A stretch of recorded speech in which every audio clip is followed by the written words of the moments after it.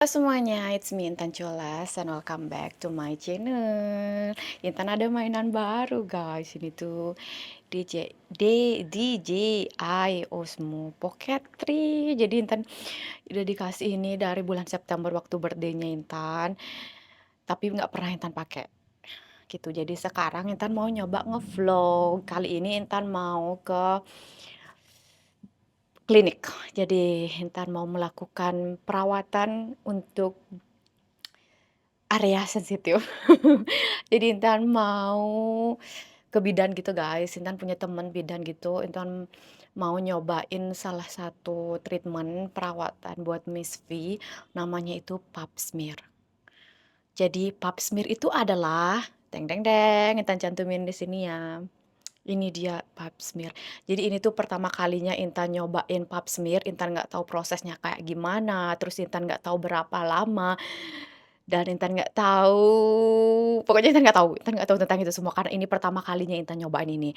Kata teman-temannya Intan tuh kayak, ini tuh penting banget gitu loh, kayak hal ini tuh penting banget buat wanita-wanita dan nanti di vlognya Intan juga bakalan ngobrol sama bu bidannya, Intan bakalan tanya-tanya seputaran pap smear ini dan seputaran beberapa hal mengenai kewanitaan. Jadi buat kalian semuanya, laki atau perempuan, boleh nonton videonya ini, kalau perempuan bisa dijadiin pembelajaran buat diri kalian sendiri, kalau untuk laki-laki mungkin buat istrinya, mungkin buat adiknya, buat kakaknya, siapapun itu. So, tonton videonya Intan sampai akhir, pakai pakaian warna pink. Ini pakaiannya Intan warna pink. Mmm, sebenarnya Intan masih meraba-raba memakai DJI Osmo-nya ini. Kayak, ini cara gimana? Seperti itu, Intan maunya sebegitu, sebegitu aja. Oke, sebegitu aja. Kamu jadinya oh oh, seperti itu. Nggak bisa kelihatan. Jadi dia ngikutin Intan mulu. Oh, gitu. Oke, ini udah jam 4. Intan janjinya jam 5 sih ke sana tuh kurang lebih 30 menit. Nggak tahu juga nanti di jalan situasinya kayak gimana. So, langsung aja kali ya. Nanti Intan videoin pas sudah sampai sana aja, karena di mobil agak susah videonya sendiri. Ngevlog tuh agak susah sendiri. Ciao. Ini pakaiannya Intan, maaf ya kamarnya Intan berantakan banget. Soalnya emang hari ini tuh Intan bangun jam 5:30, habis itu langsung ngonten ke 2 tempat, ke air terjun sama natural pool gitu.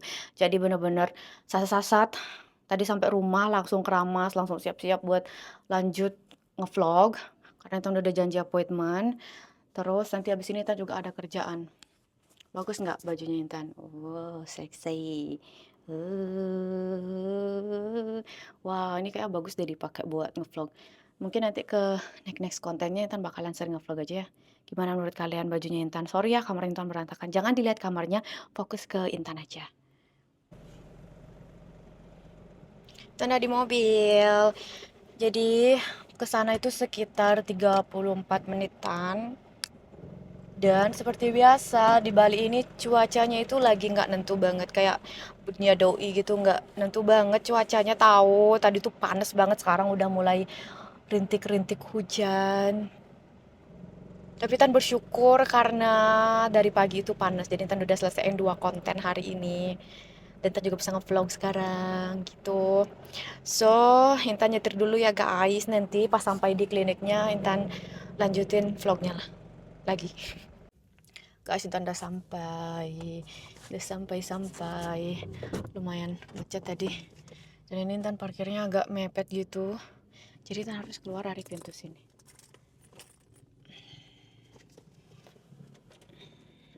Ini tuh di Renon gitu loh guys. Wah, tadi kunci mobilnya mana?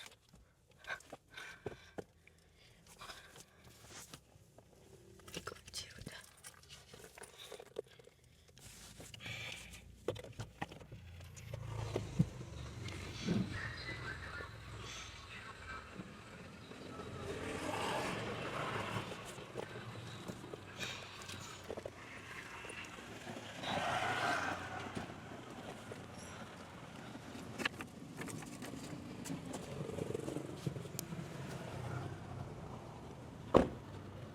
Wah, kotor sekali pintunya.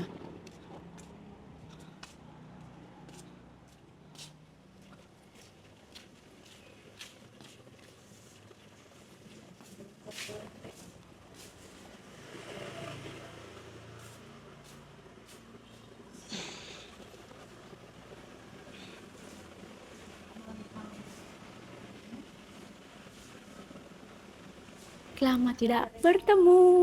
Lama aja. Dari mana? Ini saya pindah sekarang Di mana? di sebelah sini. Klinik yang di lama di sana itu udah enggak? Masih. Ini kan ada di rumah di Ah, ah, tiga. iya. Tinggal di situ. Ini rencananya lantai 2 nanti mau ngajak mau nyediain tempat buat temen-temen rekan medis yang lain kayak dokter kandungan, dokter Ah, apa. ini kakakku guys. Ngomongnya apa ya? Ini Ntar dulu.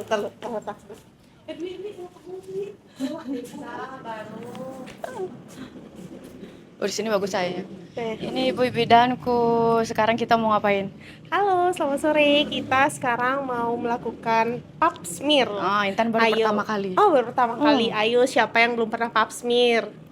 Kalau belum pernah nanti kalian wajib tonton videonya ini. Nanti Intan coba kalian tanya-tanya sama bu bidannya kayak manfaatnya, terus hal-hal yang tidak boleh dilakukan sebelum pap smear itu apa. Ini Ibu Bida Ratna Dewi namanya. Kliniknya ada di Jalan Jayagiri. Jalan Jayagiri. Buat kalian yang cewek-cewek yang mau konsultasi bisa ke sini ya. Lanjut sekarang? Yuk. Oke. Oke semuanya, jadi sebelum pemeriksaan Intan mau konsultasi dulu sama bu bidannya biar Intan tuh paham apa sih itu pap smear. Mungkin bisa dijelaskan kakak. Aku panggil kakak, panggil ibu. Oke, boleh. Karena bidannya masih muda ya. Iya, masih muda. Oke, pap smear itu adalah salah satu pemeriksaan untuk mengetahui adanya perubahan pada sel mulut rahim. Jadi kanker serviks atau kanker leher rahim adalah kanker nomor 1 pembunuh pada wanita. Waduh. Jadi ngeri, paling ngeri. banyak wanita itu meninggal karena kanker leher rahim atau kanker serviks. Tapi berita baiknya kanker serviks atau kanker leher rahim ini adalah satu-satunya juga kanker yang bisa dideteksi lebih awal, yaitu melalui pemeriksaan pap smear ini. Jadi pap smear itu dilakukan secara rutin, boleh 1 tahun sekali atau sesuai dengan anjuran dokter. Oke. Gitu. Tapi kalau paling minimal itu 1 tahun sekali. 1 tahun sekali. Biasanya untuk penanda biar inget pas ulang tahun aja, Iya. sekalian untuk reward buat diri sendiri. Oke. Ada pantangannya nggak sebelum pap smear itu nggak boleh apa gitu? Oke, sebelum pap smear, 1 pastikan tidak dalam kondisi haid ya, karena sediaan yang diambil tidak boleh berisi dengan darah nanti. Yang kedua, tidak menggunakan obat-obatan yang dimasukkan ke dalam vagina. Nah, misalnya nih kakak-kakak sedang menjalani pengobatan keputihan, di mana dokter meresepkan obat yang obatnya itu dimasukkan ke dalam vagina. Nah, itu tidak boleh melakukan pap smear. Jadi dituntaskan dulu terapinya. Siap. Dan minimal sebelum pemeriksaan itu minimal 3 hari tidak boleh berhubungan. Tidak boleh katanya guys. Ya. Oke, kalau setelahnya ada nggak pantangannya atau nggak ada setelah pemeriksaan? Setelahnya nggak ada pantangan sih, tapi tergantung dari hasil pemeriksaan juga. Jadi ketika kita mengambil sampel atau lendir mulut rahimnya, mungkin kita lihat ada sariawan di mulut rahimnya, nanti kita berikan terapi. Oke. Kalau misalnya ngomongin masalah kanker serviks itu bisa disembuhkan tidak? Kalau kanker serviks bisa sembuh, cuma tergantung lagi dari grade-gradeannya. Kan ada grade-nya, grade 1, ada prakanker, ada grade 1 sampai sampai 4. Jadi tergantung ya. Iya, tergantung. Jadi kenali lebih dini apakah ada tidaknya gejala kanker. Oke, siap. Tapi ada pencegahannya Intan. Selain melakukan pap smear secara rutin, ini juga sudah ada vaksinnya gitu. Jadi lakukan pap smear terlebih dahulu, pastikan tidak ada gejala kanker serviks atau kanker leher rahim. Setelah itu baru konsultasi lagi untuk dijadwalkan vaksinasi. Oke, untuk vaksinasi itu sama juga setahun sekali atau gimana? Ya, kalau vaksinnya itu 3 kali ya. Jadi ada jadwalnya. Jadi diberikan secara teratur berturut-turut selama 3 kali penyuntikan. Oke, wis 3 kali itu udah berarti. Iya, sudah. Tapi pap smear-nya tetap. Oke, pap smear-nya tetap buat jaga-jaga. Oke, kalau ngomongin masalah keputihan nih Bu Bidan, apa tanda keputihan yang udah nggak wajar? Ya, kalau keputihan yang benar-benar kita harus lampu merah ya, harus kita kasih sign merah itu, 1 dia itu warnanya coklat hijauan, terus menimbulkan rasa gatal dan berbau. Nah, segera dah lakukan pemeriksaan ke tenaga medis yang kompeten. Siap. Dengerin itu ya ladies, mungkin kalian ada yang mengalami keputihan. Tapi kalau keputihan yang putih susu itu masih wajar atau gimana? Jadi keputihan itu ada yang normal dan nggak normal. Yang kalau keputihan yang normal itu biasanya sebelum dan setelah haid. Jadi dia warnanya bening keputihan, tidak menimbulkan gatal, tidak menimbulkan bau, nanti dia hilang sendirinya. Jadi tidak perlu terapi berlebihan untuk itu. Nah, ngomongin ini, Pap Smear ini sakit nggak gitu? Pasti kan kalau wanita-wanita yang belum pernah itu sakit nggak nanti gitu loh. Kira-kira sakit nggak? Kalau pengalaman saya selama ini belum pernah ada ya yang mengeluh sakit, karena ini proses pengambilan sampel lendir leher rahim atau ular rahimnya itu cepet banget. Jadi kita juga kalau di tempat kami, di praktek kami menggunakan alat-alat yang bahannya itu bukan besi ya, jadi bahannya plastik. Sebelumnya juga kita lumuri dengan lubrikan, jadi ketika memasukkan alat-alat pasien juga tetap nyaman dan sekali pakai. Berarti udah pasti bersih gitu, bener ya, bersih namanya. Iya, standarnya. Pertanyaan terakhir sebelum kita periksa masalah haid yang normal itu berapa lama gini telatnya yang bisa disebut normal? Terjadi setiap 22 sampai 35 hari. Gitu. Jadi kalau misalnya selama 3 bulan berturut-turut tidak mendapatkan haid, wajib melakukan konsultasi. Gitu. Kalau misalnya haidnya telat seminggu tapi setelah berikutnya itu tetap rutin, itu termasuk kelainan apa enggak? Tidak. Kalau gini, haid itu kan pengaruhnya karena hormonal. Hormonal itu sangat terpengaruhi oleh pikiran. Nah, ketika kadang kita tuh stres secara fisik gitu, akan merembet stres secara psikis, yang itu akhirnya mempengaruhi hormon reproduksi kita. Nah, apabila misalnya terjadi keterlambatan haid, lalu akhirnya tanpa terapi, seperti yang Intan tadi sampaikan, tanpa terapi akhirnya haid kembali dan teratur kembali haidnya, ya udah kita nggak usah takut gitu ya, was-was lagi. Nggak usah was-was gitu. Biasanya kalau memang ada kelainan itu gangguan haidnya terus terjadi. Gitu, kalau cuma sekali terus rutin itu enggak ya, mungkin karena stres gitu ya. Jadi kalau misalnya terlambat haid, kita nggak langsung buru-buru berikan terapi hormonal, terapi A, B, C, tidak. Jadi kita sadar betul hormonal itu sangat mempengaruhi haid, dan hormonal itu dipengaruhi juga oleh psikis. Jadi kita sarankan dulu nih pasien untuk memanajemen stresnya, mungkin healing, anak-anak muda mungkin kurang jalan-jalan aja. Jalan-jalan gitu. Jadi kita lihat responnya setelah kondisi psikisnya bagus, terus habis itu bisa haid, ya sudah, kita nggak perlu melakukan pemeriksaan lagi. Tapi kalau misalnya teman-teman yang suka minum jus apa sih yang mungkin bisa mencegah keputihan, mencegah ya, bukan mengobati. Gitu. Karena prosedur pencegahan dan pengobatan tuh berbeda, jadi nggak bisa disamakan. Kalau ingin mencegah, mungkin bisa mengkonsumsi buah atau jus yang mengandung antioksidan dan vitamin C yang tinggi, karena dengan antioksidan dan vitamin C yang tinggi akan merangsang imun tubuh. Jadi imun tubuh meningkat, otomatis bakteri baik yang ada di dalam vagina kita juga akan jumlahnya meningkat, sehingga bisa mendesak jumlah dari bakteri jahat. Gitu. Jadi salah satunya jus lemon, mungkin jus wortel. Kunyit bagus nggak? Boleh, bagus. Jamu itu loh, jamu kunyit itu biasanya. Boleh, asal tidak ada kontraindikasi ya. Jadi sebenarnya kalau kita medis tidak menyarankan untuk minum jamu. Gitu ya. Tidak jamu karena kecuali jamu itu sudah ada risetnya ya, sudah ada riset secara klinis dan jelas efek sampingnya apa, itu ya boleh kita rekomendasikan. Tapi kalau misalnya belum ada riset secara klinis, jadi kita tidak berani untuk menyarankan. Kalaupun klien atau teman-teman ingin mencoba, dipersilahkan saja dengan Risiko ditanggung sendiri. Jadi kita tidak merekomendasikan. Tapi kalau Oke. tetap mungkin saya biasa Bu minum jamu karena saya ngerasa fit, enak badannya, ya silahkan saja gitu. Tapi tidak kami rekomendasikan untuk salah satu preventif atau pencegahan untuk keputihan. Oke, Gitu. siap. Ya. Oke, jadi udahan aja Intan pertanyaannya sama Bu Bidan. Jadi setelah ini kita lanjut ke pemeriksaan aja. Oke. Jangan tegang katanya.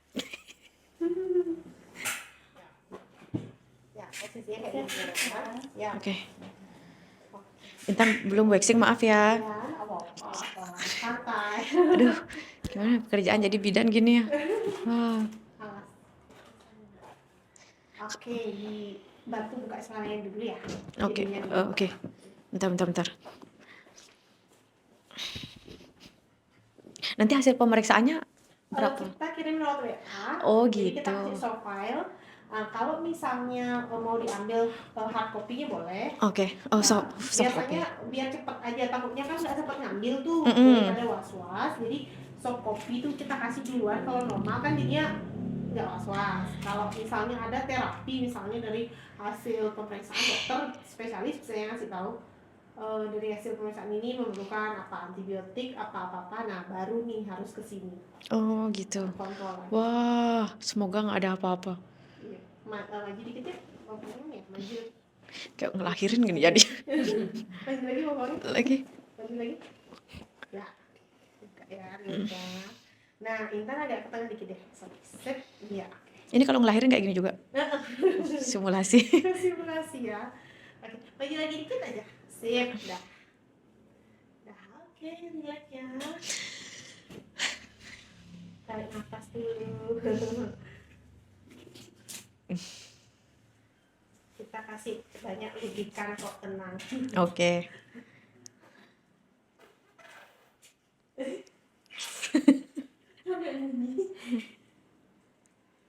Kalau ngelahirin itu isi dipotong gitu? Apanya? Oh, vaginanya. Tergantung. Oh, Kalau gitu. memang ada indikasi medis, misalnya kaku, dia perineum namanya, vagina yang bagian bawah tuh, baru digunting. Kalau misalnya enggak, kita biarin aja normal. Buka ya, ya.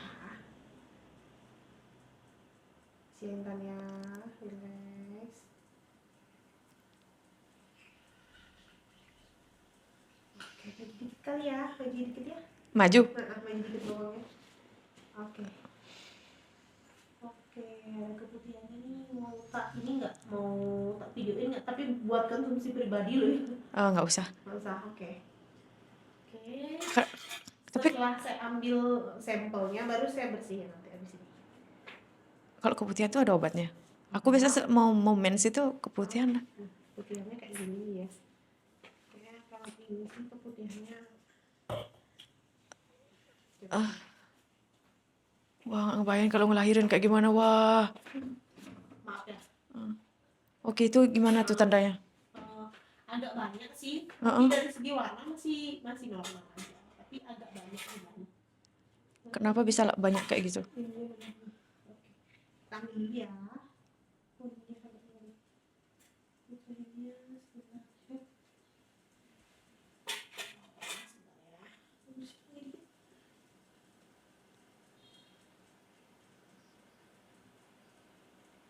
Banyak faktor penyebab keputihan. Satu, bakteri, virus, jamur, parasit itu, dan mereka itu bakal bisa kita lawan dengan memperbanyak bakteri baik di dalam vagina. Lampu terus. Pakai apa bakteri baiknya? Jadi dengan cara apa?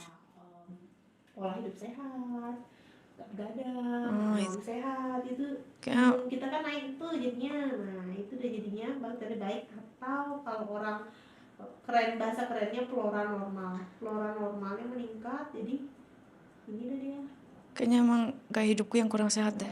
Ini kayaknya ini ya, sitobrasnya ini ya, nggak mau bergerak ya, kasih yang bisa. Wah. Terus bisa juga jamur itu berkembang ke satu karena satu misalnya kita pakai panty terus, habis itu pakai CD yang terlalu ketat. Nah, panas-panas nih sekarang, otomatis kan jadi daerah V kita tuh berkeringat kan. Iya. Nah, itulah yang mengundang pertumbuhan jamur. Oke. Itu juga bisa menyebabkan.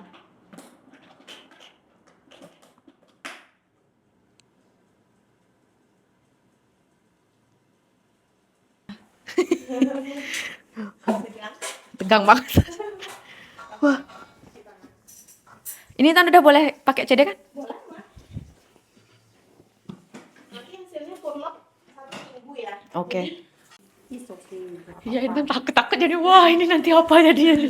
Jadi kadang kalau misalnya peradangannya parah, paling kita suruh ngasih antibiotik, ini dari dokter spesialis patologi kliniknya yang ngasih suggest. Oke. Kita tinggal ngasih tahu pasien dan ngasih obatnya. Oke. Wah, makasih banyak Bu Bidanku. Semoga aku baik-baik saja.